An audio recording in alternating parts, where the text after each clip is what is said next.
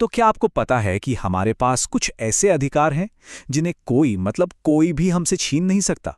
जी हाँ, ये हमारे संविधान में ही लिखे हैं। हमारी गरिमा, हमारी आज़ादी, इन सब की रक्षा करते हैं। तो आज हम इन्हीं जबरदस्त मौलिक अधिकारों की दुनिया में थोड़ा और गहरे उतरने वाले हैं, खास तौर पर अनुच्छेद 17 से 21 ए तक। तो सवाल ये उठता है कि हमारा संविधान हमें देता क्या है? कौन सी शक्तियां हैं हमारे पास? देखिए, ये सिर्फ किताबों में लिखे हुए कुछ नियम नहीं हैं, बिल्कुल नहीं। ये तो वो टूल्स हैं, वो औजार हैं जो हमारी रोज की जिंदगी, हमारी आज़ादी और हमारे आत्मसम्मान को एक शक्ल देते हैं। तो चलिए मिलकर पता लगाते हैं। ठीक है, तो आज हम क्या क्या देखने वाले हैं? सबसे पहले मौलिक अधिकार क्या हैं, इसके एक छोटा सा इंट्रोडक्शन। फिर बात करेंगे सामाजिक समानता की गारंटी की। उसके बाद आएंगे स्वतंत्रता के 6 स्तंभ। फिर देखेंगे कि अन्याय के खिलाफ हमें क्या ढाल मिली है। और आखिर में बात होगी जीवन और शिक्षा के अधिकार की। और हाँ, ये सब हमारे लिए इतना जरूरी क्यों है, ये भी समझेंगे। अगर हमारा संविधान एक किताब है तो इसका दिल है भाग 3। यहीं पर मौलिक अधिकारों का पूरा खजाना छिपा है। और आज हमारा फोकस रहेगा अनुच्छेद 17 से लेकर 21 ए पर, मतलब वो अधिकार जो हर भारतीय के लिए बराबरी और आज़ादी की बुनियाद हैं। तो चलिए शुरुआत करते हैं उन अधिकारों से जिनका मकसद था समाज में बहुत गहराई तक बैठे भेदभाव को उखाड़ फेंकना। मतलब एक ऐसा लेवल प्लेइंग फील्ड बनाना जहां हर किसी के लिए मौके बराबर हों। यहां देखिए कितना सीधा साधा हिसाब है। एक तरफ समाज की एक बड़ी समस्या और दूसरी तरफ संविधान का दिया हुआ उसका हल। अनुच्छेद 17 ये छुआछूत यानी अस्पृश्यता को पूरी तरह से खत्म कर देता है। और सिर्फ खत्म ही नहीं करता, इसे एक सजा के लायक जुर्म बनाता है। और वहीं अनुच्छेद 18 क्या करता है? ये राजा महाराज जैसी जो खानदानी उपाधियां थीं उन्हें हटा देता है, ताकि सब एक बराबर जमीन पर खड़े हों। अच्छा, तो इसका मतलब क्या सारे सम्मान, सारे टाइटल्स खत्म हो गए? नहीं, ऐसा बिल्कुल नहीं है। सरकार आज भी जैसे मिलिट्री या एजुकेशन के फील्ड में अगर कोई बहुत बढ़िया काम करता है तो उसे भारत रत्न जैसे सम्मान दे सकती है। लेकिन हाँ, किसी दूसरे देश से कोई टाइटल लेने के जो नियम हैं वो काफी सख्त हैं। तो ठीक है, समानता की नींव तो रख दी गई। अब इसके ऊपर बनाते हैं आज़ादी की इमारत, जिसके 6 मजबूत स्तंभ हैं। और ये स्तंभ हमें मिलते हैं अनुच्छेद 19 से, जो हमें एक नागरिक के तौर पर असली ताकत देते हैं। ये है वो 6 स्तंभ। अपनी बात कहने और उसे एक्सप्रेस करने की आज़ादी, शांति से कहीं इकट्ठा होने की आज़ादी, अपने ग्रुप्स या संगठन बनाने की आज़ादी, पूरे देश में कहीं भी घूमने फिरने की, कहीं भी बस जाने की और कोई भी काम धंधा या व्यापार करने की आज़ादी। सोचिए, ये सब मिलकर हमें अपनी जिंदगी अपनी शर्तों पर जीने की कितनी बड़ी पावर देते हैं। लेकिन यहाँ एक बहुत ज़रूरी बात है।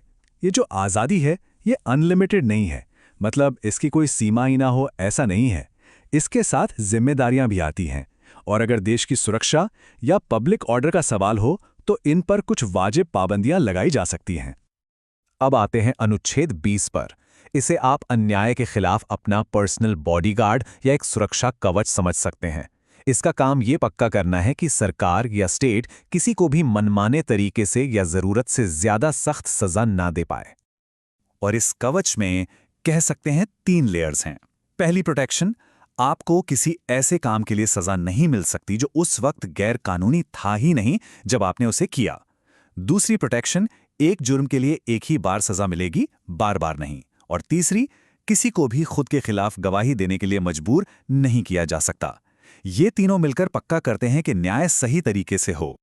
चलिए, अब हम उस अधिकार तक पहुंच गए हैं जिसे कई लोग हमारे सारे मौलिक अधिकारों का दिल कहते हैं। ये है जीवन का अधिकार। और इसका मतलब सिर्फ सांस लेना या जिंदा रहना नहीं है। नहीं, इसका मतलब कहीं ज्यादा गहरा है। ये सम्मान के साथ जीने की गारंटी है। तो अनुच्छेद 21 कहता क्या है? बहुत सीधी सी बात कहता है, किसी भी इंसान की जान या उसकी पर्सनल आज़ादी कानून के तय किए गए प्रोसेस के बिना नहीं छीनी जा सकती। मतलब सरकार को एक सही, एक निष्पक्ष कानूनी प्रक्रिया का पालन करना ही होगा। ये वाकई एक बहुत बड़ी प्रोटेक्शन है। और जैसा मैंने कहा, जीवन का मतलब सिर्फ सांसें चलना नहीं है। सुप्रीम कोर्ट ने समय समय पर, खासकर मेनका गांधी जैसे बड़े केस के बाद, ये साफ किया है कि इसका मतलब है इंसानी गरिमा के साथ, डिग्निटी के साथ जीना। और बस इसी एक सोच ने इस अधिकार का दायरा, कह सकते हैं, बहुत ही ज्यादा बड़ा कर दिया है। जैसे एक उदाहरण लेते हैं, इसी गरिमा के साथ जीने के अधिकार के अंदर ही सुप्रीम कोर्ट ने कहा कि जो निजता का अधिकार है, यानी कि हमारी राइट टू प्राइवेसी, वो भी एक फंडामेंटल राइट है। और बात यहीं खत्म नहीं होती। डिग्निटी के साथ जीने का मतलब ये भी तो है कि हम एक साफ सुथरे और हेल्दी माहौल में रहें। इसीलिए एक साफ पर्यावरण का अधिकार, मतलब प्रदूषण मुक्त हवा और पानी का अधिकार, इसे भी अनुच्छेद 21 का ही एक हिस्सा माना गया है।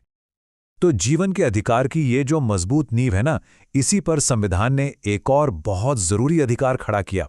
एक ऐसा अधिकार जो हमारे देश के भविष्य के लिए है, मतलब हमारे बच्चों के लिए, खास तौर पर 6 से 14 साल के बच्चों के लिए। और ये वाकई एक ऐतिहासिक कदम था। साल 2002 में संविधान में एक नया आर्टिकल 21A जोड़ा गया। और इसने क्या किया? इसने 6 से 14 साल के हर बच्चे के लिए मुफ्त और जरूरी शिक्षा को एक मौलिक अधिकार बना दिया। ये एक पूरी पीढ़ी को ताकत देने का, उन्हें एम्पावर करने का एक वादा था। तो अभी तक हमने इन सारे अधिकारों को एक एक करके समझा, लेकिन चलिए अब एक कदम पीछे हटकर पूरी तस्वीर देखते हैं। जब हम ऐसा करते हैं तो समझ आता है कि ये सिर्फ कानून की कुछ धाराएं नहीं हैं। नहीं, ये एक बेहतर, एक ज्यादा न्यायपूर्ण और एक बराबर भारत का वादा है।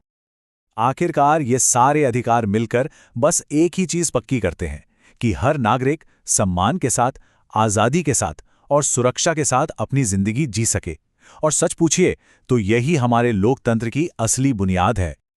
और अब एक सवाल हम सबके लिए। आज के भारत में इन अधिकारों को बचाए रखना, इनकी रक्षा करना इतना जरूरी क्यों है? और इन्हें जिंदा रखने में हमारी और आपकी, हम सबकी क्या भूमिका हो सकती है? इस पर जरूर सोचिएगा।